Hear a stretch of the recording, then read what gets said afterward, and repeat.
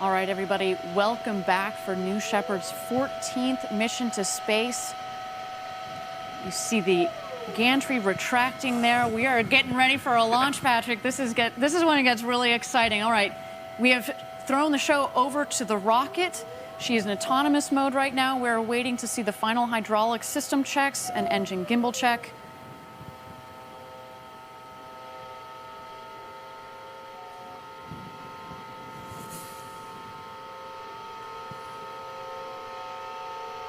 There you go. You see the aft fins, making sure they've got full clearance there. There are 4 fins on the base of that rocket. We want to check these aerodynamic surfaces and systems before flight. This is just exactly what a pilot does on an aircraft.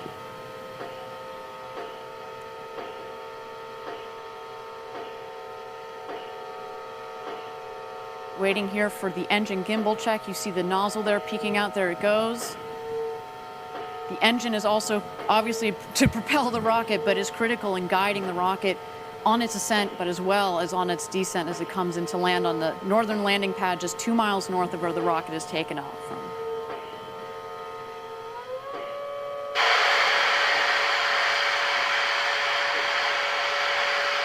All right, and that takes us to launch. Lieutenant Control, here we go, New Shepard. Have a great flight, Mannequin Skywalker. Enjoy that shiny new capsule, and we'll see you back home soon at Launch Site 1.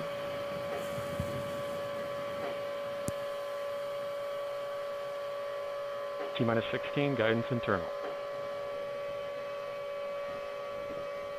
T-minus 10, 9, 8, 7, 6, 5, 4.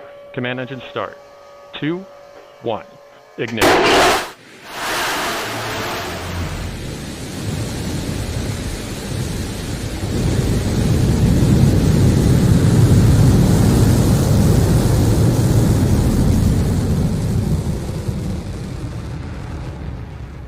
Oh yeah, look at her go. Mission Control has confirmed New Shepard has cleared the tower on her way to space from Launch Site 1 in the West Texas desert with Mannequin Skywalker on board. Right about now, the fins on the aft portion of the vehicle are going to help the vehicle do its roll maneuver. The booster is going to be rolling at about 2 to 3 degrees per second, which equates to a full rotation of the vehicle every 2 to 3 minutes. This, of course, is to give the astronauts a 360-degree view during the flight. All right, coming up here on max Q, maximum dynamic pressure on the rocket is the toughest portion of the flight for the rocket.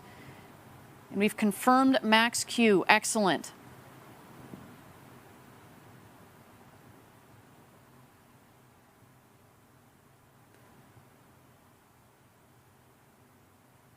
All right, you can see on the top right side of your screen, that's where you can follow along as we're gaining speed as she climbs up towards space. In the bottom left corner is the altimeter, noted in feet above ground level, although you may have noticed at liftoff we were sitting at 3,700 feet above mean sea level. That's the altitude of our West Texas launch site.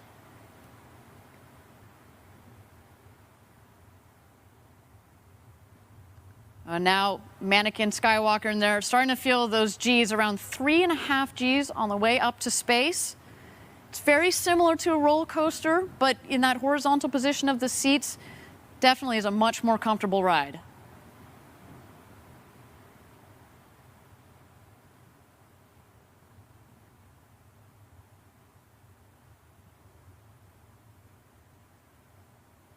All right, now approaching main engine cutoff, or MECO. So we're going to shut off the BE-3 engine. MECO is confirmed.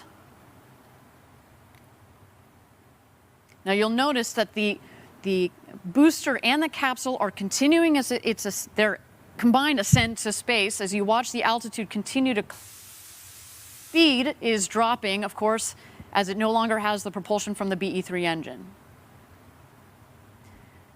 Separation of the two craft is confirmed. You can start to see the two craft in the screen.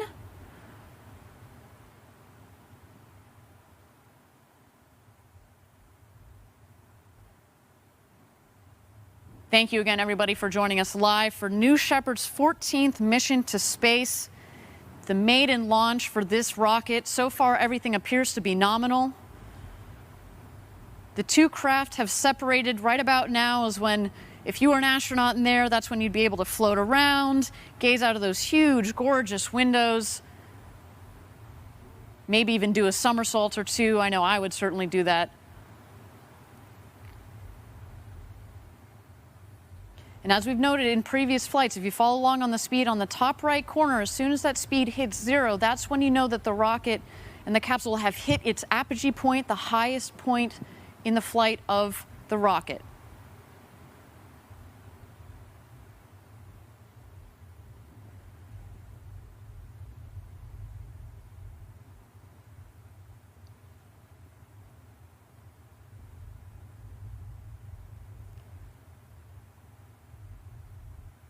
There you go, it's hit 0, and now they are heading back home. We should have an unofficial apogee altitude coming up here shortly. But we have gone well over 100 kilometers, the Kármán line, the official line of space, and there it is, 350,827 feet above, I believe, mean sea level, so that is excellent. A great flight. Well over the Kármán line. Mannequin Skywalker is an astronaut once again. Now the capsule should be continuing to do its slow spin. Everybody gets a window seat in the capsule of New Shepard, but now we're making sure everybody gets the perfect view.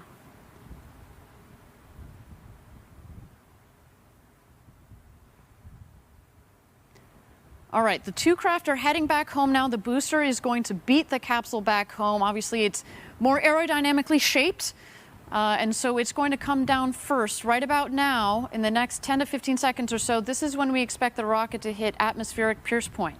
That means that's when it's coming back in, and it's back home from space, and it has enough air pressure upon which it can use its aerodynamic surfaces to push, and that will help guide the rocket back to its landing pad, again, 2 miles north of where it's taken off from. We have confirmation that the wedge fins have been deployed.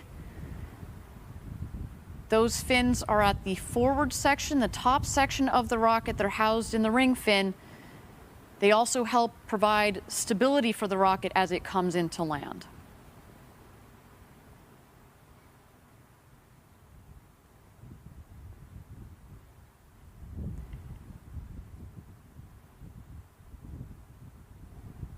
And this booster is screaming home right about now. Its maximum return velocity is just under Mach 4.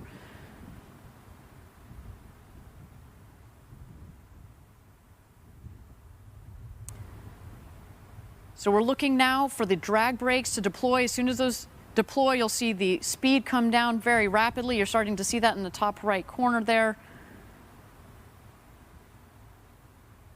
And then in quick succession, we're going to get the BE-3 engine to restart.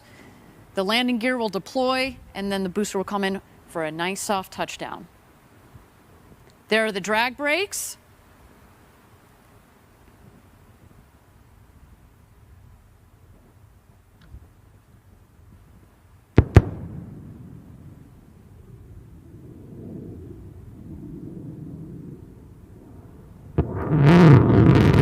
Engine restart.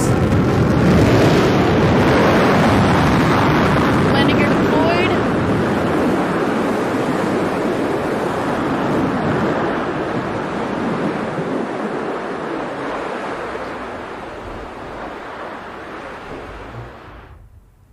And touchdown. Welcome back, New Shepard. Oh, you can hear our team back here at headquarters enjoying this moment for this rocket. What a day. Did a nice little maneuver there to bring it back to the center of the pad, but that is what we're looking for. A completely autonomous system, Patrick. That never gets old. That's the type of stuff that makes live rocket launches and landings so exciting. I know. Every time I see that booster come back, it's just like your heart's in your throat. But it's so exciting to see it actually come back and just perfectly land down there. Incredible, incredible. Kudos to our whole team for adding yet another rocket to our fleet. Wow. Okay. Well, the show is not over. That's right. We still are waiting here for the crew capsule to come back. As noted, first the drogue chutes will deploy. Those are like the guide parachutes. The mains will then deploy. You'll also see the mains then inflate to full inflation. And once they're fully inflated, that's when the crew capsule starts to slow down, comes in, a nice 15, 16 miles an hour, a nice cruise back home. We'll wait for it to come back in to our valley in West Texas, and it will land. And just as we talked about, just in the last milliseconds, the retrothrust system fires, and it creates a nice pillow, air pillow, if you will. So Mannequin Skywalker, by the time he touches down, it's just at about 1 mile an hour. It's a nice, soft touchdown. And there we go. The crew capsule has its mains deployed, fully inflated. What an incredible day for the team.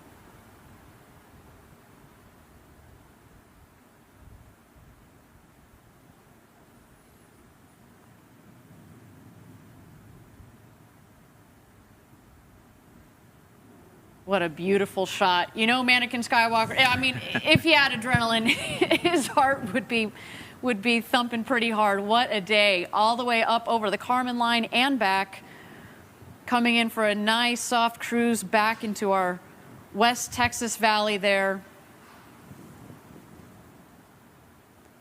Just about 400 feet above ground level. We're waiting for the retrothrust systems to fire, and then a nice soft landing.